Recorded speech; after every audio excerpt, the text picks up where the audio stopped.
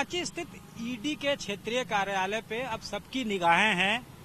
ED से सम्मन गया था 1 नवंबर को मुख्यमंत्री हेमंत सोरेन को। उसके बाद से ही सूबे की राजनीति पूरी तरह से गरमाई हुई है। स्विफ्ट पॉलिटिकल डेवलपमेंट भी लगातार हो रहा है।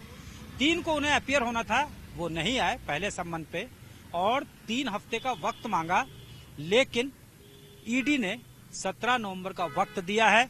इसके पहले ईडी के जो सूत्र हैं वो ये बताते हैं कि मुख्यमंत्री की तरफ से एक पत्र लिखा गया जिसमें उन्होंने कहा कि वो 16 को ही आ जाएंगे, जो पूछताछ करना है 16 को ही कर लिया जाए, लेकिन उस प्रपोजल को तकनीकी कारण से सूत्र बताते हैं कि रिजेक्ट कर दिया गया और अब 17 को उन्हें यहाँ टर्न अप होना हुआ है, जिसको लेकर तमाम निगाहें इस ईडी के क्षेत्रीय कार्यालय पे बनी हुई है। और इस बीच लगातार राज्य में राजनीति होता रहा। जैसे ही ईडी का सम्मन आया उसके बाद मुख्यमंत्री जो है उन्होंने अपने कार्यकर्ताओं को संबोधित किया, जो राज्य के अलग अलग कोने से सीएम हाउस के बाहर एकत्रित हुए थे, और उन्होंने बताया कि जिस तरह से राज्य को छीन कर लिया गया है, अपने अधिकार को भी छीन कर लेंगे। वो किसी से डरते नहीं है, ना ईडी से, ना सीबीआई से और ना ही जेल जाने से। लेकिन पॉलिटिकली इसका जवाब जो है जेएमएम के कार्यकर्ता दें, जगह जगह जाकर बीजेपी को एक्सपोज करें कि किस तरह से वो सेंट्रल एजेंसीज का इस्तेमाल कर रही है वैसे राज्यों में जहां बीजेपी शासन में नहीं है, वहां शासन को अस्थिर करने के लिए। लेकिन इस बार उनका जो सामना है वो एक ट्राइबल से हुआ है। ट्राइबल जो कि कुर्सी पे बैठा हुआ है, कोवेटेड पोस्ट होल्ड कर रहा है, ट्राइबल्स के अधिकार के लिए काम करना चाहता है, उसको काम नहीं करने दिया जा रहा है। तो इस बार जिस तरह से मैसअप किया है बीजेपी ने, ईडी को आगे रखकर एक ऐसे राज्य में ट्राइबल से लड़ाई छेड़ी है, वहां लोग उसका माकूल जवाब देंगे।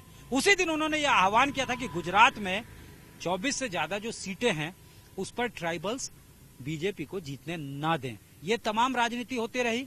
उसके बाद जब यहां स्थापना दिवस आया तो बीजेपी के तमाम बड़े नेताओं ने दूरी बना ली राज्य के कार्यक्रम से।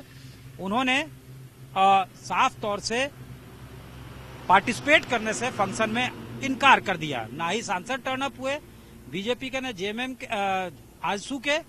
इसके अलावा राष्ट्रपति 2 दिन यहाँ रहना था, उन्होंने अपना प्रोग्राम कट शॉर्ट कर दिया और गवर्नर भी प्रोग्राम में नहीं जाते हैं।